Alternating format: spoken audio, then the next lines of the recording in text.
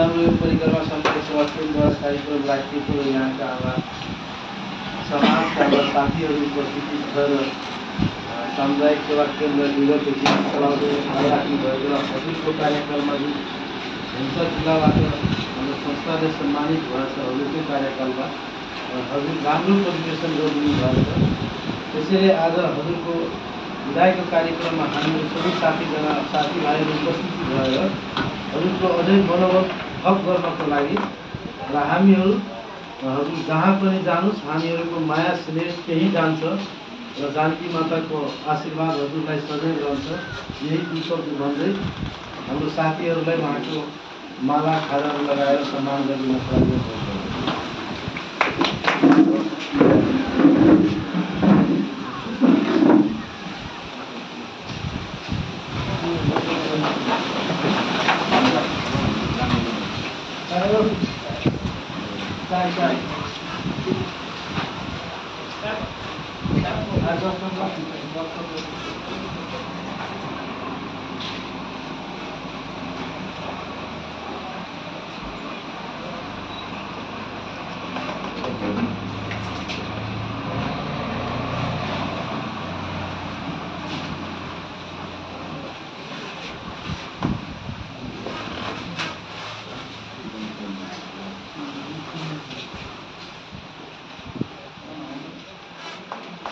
हजुरको माया स्नेह आशीर्वाद हामीहरूलाई सदैव रहोस् भन्ने जानकी मातासँग कामना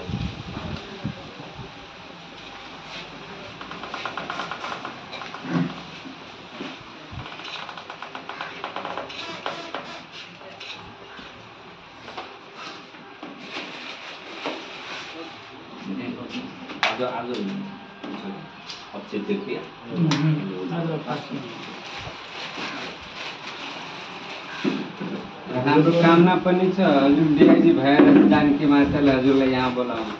हजुरले दुई शब्द राखेर धन्यवाद। यो बलुवा सामुदायिक सेवा केन्द्रका लगायत सम्पूर्ण पदाधिकारी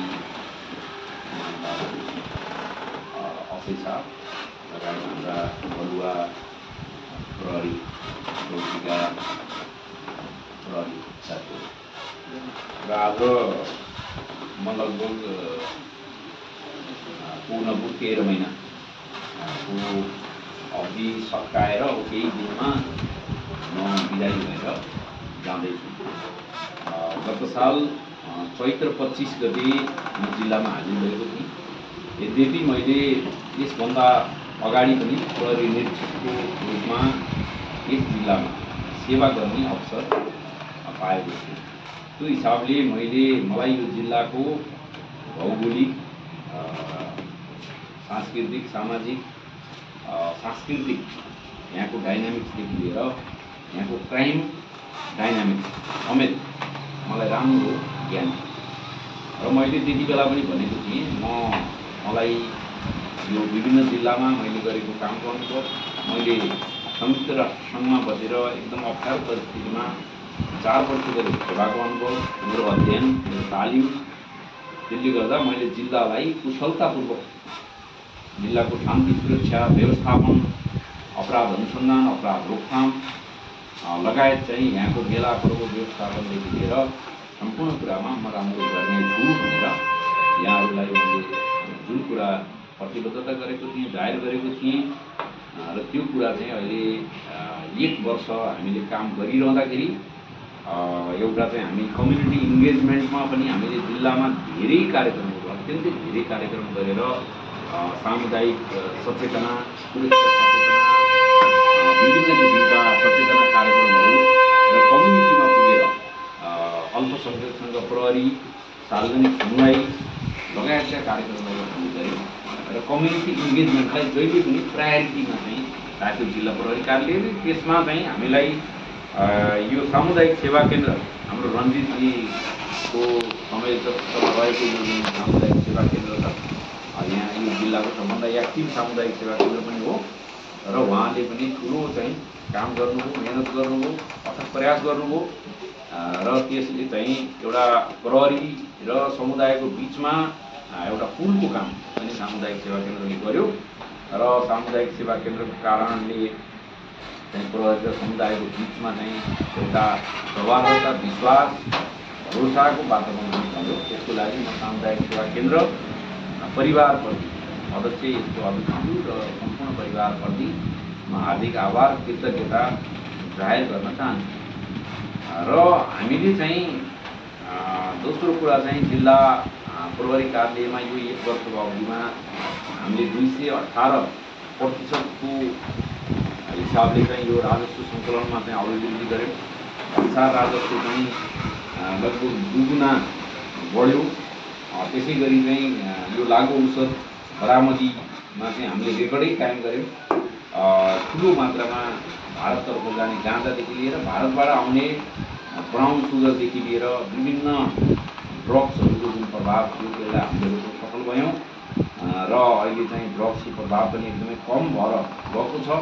चोरीका घटनाहरू थिए, यहाँ मोटरसाइकल चोरी लगायत चोरीका घटनाहरू थिए। त्यो चोरीको अनुसन्धान हामीले यसरी गऱ्यौँ कि चोरको ग्याङ चाहिँ हामीले समात्यौँ। स्कर्पियो लिएर आउने, सिक्री लुट्न चाहिँ 12 देखि एउटा स्कर्पियो लिएर आउने चोरहरूलाई हामीले समात्यौँ।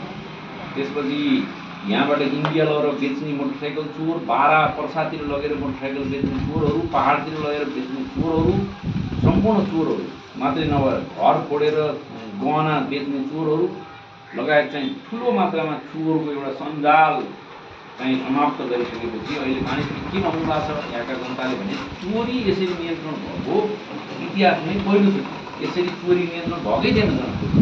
जहिले पनि चोरी भएको थियो र असुरक्षित फिल गरिरहेको थियो मान्छेले र अहिले चोरी नै छैन कि अब सकियो कि भने जस्तो भइरहेछ। भनेपछि त्यो किसिमले मान्छेलाई त चोरी भयो भने त सकियो नि त होइन। दुःख गरेर घरमा कमाएको राखेको पैसै गहना सबै लैदिन्छ, बर्बाद हो। हामीले चाहिँ यहाँबाट गहना चोर्यो, जयनगर नपुग्दै बाटैमा चाहिँ हामीले समातिसक्यौँ। त्यो किसिमले गऱ्यौँ हामीले। मैले चाहिँ यहाँ आउने बित्तिकै भारतीय समकक्षी प्रहरी मधुबनीदेखि लिएर सीतामढीसम्म म आफै पुगेर उहाँहरूलाई भेटेर एउटा चाहिँ 2 देशीय प्रहरी बिचको समन्वयले यस क्षेत्रका जनताहरूको शान्ति सुरक्षा कायम गर्नुपर्छ होइन। यो जनता भनेको चाहिँ के अरे यो देशका ऊ देशका दुईटैलाई सुरक्षा चाहिएको छ र सुरक्षा गर्नको लागि हामी नेपालको प्रहरी र इन्डियाको प्रहरी छ भने हामी मिल्यौँ भने अपराधीलाई चाहिँ अप्ठ्यारो हुन्छ भन्ने किसिमले म यहाँ आफै सीतामढी आफै मधुबनी पुगेर एसपी साहबहरूलाई भेटेँ। पछि बिचमा चाहिँ दुईटै एसपी साहबहरू सरुवा हुनुभयो।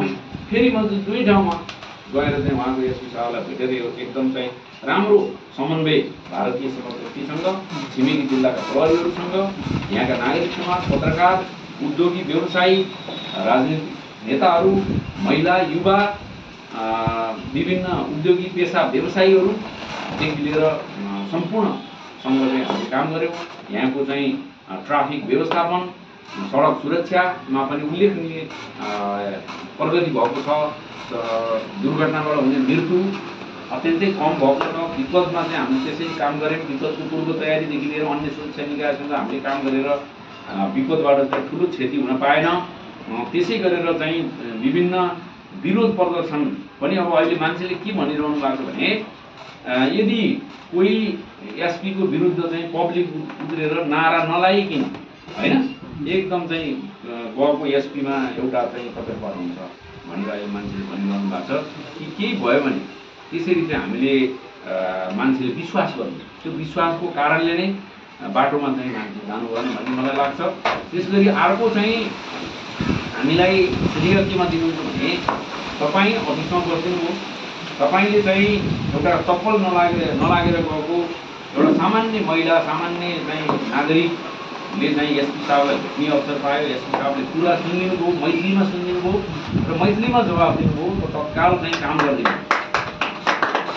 किन मलाई पहिला पनि बसेको त्यो हिसाबले मलाई मैथिली भाषा पनि राम्रोसँग आउँछ, मलाई बोल्न पनि आउँछ र मलाई चाहिँ बोल्न त तपाईँहरू जस्तो त आउँदैन। बोल्दाखेरि मेरो चाहिँ 80% हुन्छ भन्नुहुन्छ मैथिली बोल्दा होइन। तपाईँ 80% शुद्ध बोल्नुहुन्छ भन्नुहुन्छ, 100% बोल्दिनँ म, बोल्न जान्दिनँ, सिक्दैछु। तर पनि मैले मैथिलीमा बोलेँ, मैथिलीमा सुने र उहाँहरूको चाहिँ कुराहरूलाई मैले कसरी हुन्छ छिटोभन्दा छिटो समाधान गरिदिने र प्रहरी कार्यालयमा जाँदाखेरि एउटा सेवा अप्ठ्यारो परै जाने हो नि प्रहरी कहाँ जाँदाखेरि त त्यो सेवाको भावना चाहिँ त्यहाँ चाहिँ हामीले गऱ्यौँ। अर्को दोस्रो कुरा चाहिँ प्रहरी कर्मचारीहरूलाई हामीले चाहिँ के गर्यौँ त भन्दाखेरि एउटा समान व्यवहार, चिनेको प्रहरी नचिनेको प्रहरी कोही पनि छैन। 1100 प्रहरी सबै मेरो प्रहरी, मेरो म एसपी जिल्लाको एसपीको लागि उहाँले काम गर्नुहुन्छ, प्रहरी सङ्गठनको लागि काम गर्नुहुन्छ र उहाँहरूले गरेको राम्रो कामको जस मैले लिन पाउँछु भने उहाँहरू नै मेरो मान्छे। त्यसकारण चाहिँ हरेक प्रहरी कर्मचारीलाई मैले समान व्यवहार गरेँ र इन्चार्जहरूलाई पनि म पहिले इन्चार्ज भएर जान्छु भनेर कोही नेता कहाँ जान परेन। त्यहाँ कर्मचारी प्रशासन शाखामा गएर त्यहाँको अझै छ हलदारलाई मेरो पालो कहिले आउँछ भनेपछि त्यहाँ ट्याक्क छ। मैले कुनै दबाब प्रभाव मैले कहिले पनि छैन र मैले के भने मैले पालो नभइकन म पठाउँदैन भनेर मैले पालोमा पठाइदिएँ र ठुलो गल्ती नगरेकालाई मैले 6 महिनामा राखेँ र गल्ती गर्नेहरूलाई मैले तुरुन्तै गएको 4 दिनमा चेन्ज गरेर होइन कारबाहीको दायरामा ल्याएर यहाँबाट कारबाही गरेर यहाँबाट चाहिँ अन्तै चाहिँ सर्वग्राह रमना गरेर मैले गफेटी काम पनि गरेँ बदमास प्रहरीहरूलाई त्यो गरेँ भने त्यस्ता बदमास चाहिँ एउटा दुईटा 1100 मा एउटा दुईटा छन्, धेरै प्रहरी छैन। तर त्यस्तै कारणले चाहिँ बदनाम हुन्छ र धेरै प्रहरीहरूले त्यो विश्वास भयो, त्यो भरोसा भयो कि यस दिशामा गएपछि कुरो सुन्छ, हाम्रो मर्का बुझ्छ, समान व्यवहार गर्छ, कहीँ पनि जानु पर्दैन भन्ने एउटा जुन विश्वास मैले प्राप्त गरेँ त्यो विश्वास मेरो ठुलो विश्वास हो।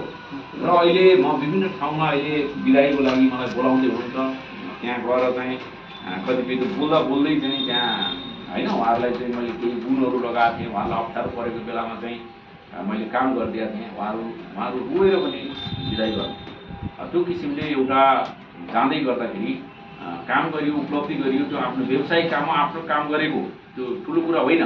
तर त्यसले गर्दाखेरि पब्लिकलाई जुन यहाँको जनमानसमा शान्ति सुरक्षाको एकदमै राम्रो प्रभाव पर्यो र उहाँहरूका दुःख पीर मर्कामा चाहिँ हामीले काम गऱ्यौँ।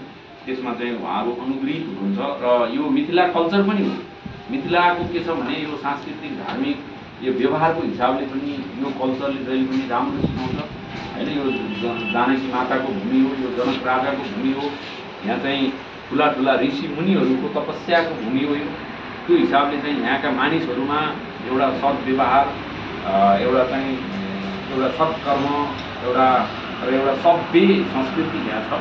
त्यो हिसाबले पनि एउटा सम्मान, एउटा राष्ट्र सेवकलाई हामीलाई सम्मान चाहिने होइन, तर पनि यहाँको मानिसहरूले राम्रो काम गर्नेलाई जहिले पनि सम्मान गरेर पठाउनु भएको छ। त्यो सम्मान चाहिँ तपाईँहरूबाट प्राप्त भयो। त्यसले त्यो चाहिँ मैले प्राप्त गरेको सम्मान, यो मेरो प्रहरी सङ्गठनले प्राप्त गरेको सम्मान र यी सम्पूर्ण प्रहरीका असै साहब, हवलदार साहबदेखि लिएर सम्पूर्णले प्राप्त गरेको सम्मान हो। र तपाईँहरू प्रहरी कर्मचारीहरूलाई पनि म के अनुरोध गर्न चाहन्छु भने तपाईँहरूले चाहिँ जुन पब्लिक हाम्रो काम भनेको पब्लिकले कम्युनिटी इङ्गेजमेन्टमै जाने हो, उहाँहरूसँग मिलेर काम गर्ने हो। तपाईँहरू मिलेर काम गर्नु र उहाँहरूको विश्वास भरोसा जित्नुहोस्। त्यो भयो भने मैले सुरुमै पनि प्रहरी कर्मचारीलाई आएको भोलिपल्ट मैले ब्रिफिङ गरेका थिएँ। मैले भनेको थिएँ तपाईँहरू अब रोडमा लट्ठी लिएर गएर पब्लिकलाई लट्ठी हान्नु पर्दैन, त्यो चाहिँ सम्पूर्ण कोअर्डिनेसन म मिलाउँछु। तपाईँहरूले चाहिँ आनन्दसँग ड्युटी गर्नुहोस्। आफ्नो 8 घन्टा कति दिनमा 8 घन्टा ड्युटी गर्नुपर्छ, त्यो 8 घन्टा ड्युटी गर्नु सुत्नुहोस्।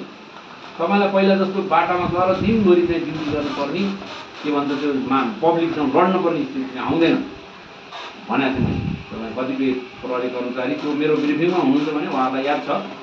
र केही किसिमले मैले चाहिँ कोअर्डिनेसन को रोल त हो मेरो, त्यो किसिमले गरेँ। र यस अवसरमा मलाई सहयोग गर्ने सम्पूर्ण चाहिँ आम नागरिक, सामुदायिक प्रहरी सेवा केन्द्रहरू, पत्रकार, व्यवसायी, राजनीतिक नेताहरूदेखि लिएर अन्य सुरक्षा निकाय, सिडिओ साहब र प्रदेशको प्रहरी प्रमुखहरू लगायत पनि सम्पूर्णलाई पनि म यो अवसरमा सम्झिन चाहन्छु। र मुख्यतः यो सामुदायिक प्रहरी सेवा केन्द्रले अझै पनि प्रहरी र नागरिकको बिचमा एउटा पुलको काम गरोस्। अझै जति राम्रो गर्दा नि अझै राम्रो गर्ने ठाउँ हुन्छ भनिन्छ, त्यो हिसाबले राम्रो गर्दै जाओस्। तपाईँहरूलाई शुभकामना छ र सम्पूर्ण सामुदायिक प्रहरी सेवा केन्द्र परिवारको उत्तरोत्तर प्रगति, खुसी, सुख, समृद्धि तपाईँहरूको परिवारमा सबै राम्रो होस्, सम्पन्नता होस्, खुसी होस् भन्दै आजको यो सम्मानलाई मैले चाहिँ एउटा के अरे मेरो मुटुमा सजाएर राख्नेछु। मैले सधैँ अविस्मरणीय चाहिँ रहनेछु, तपाईँहरूलाई म सधैँ सम्झनेछु। र मलाई भोलि यहाँबाट गइसकेपछि पनि कुनै बेला कुनै काम चाहिँ पर्छ भने मलाई सम्झिनु होला। म जति बेला पनि तपाईँहरूको फोन उठाउँछु। म यहाँ बस्दाखेरि पनि मैले कहिल्यै पनि फोन आयो कुनै कार्यक्रममा भएर म उठाउनु पाइनँ, मैले नचिनेको मान्छेको फोन आयो भने पनि मैले जहिले पनि कल ब्याक गरेँ है। मैले कुनै पनि कल चाहिँ मैले अनएटेन्डेड मैले छोडिनँ। त्यो किसिमले मैले काम गरेँ, अझै पनि म त्यो गर्नेछु र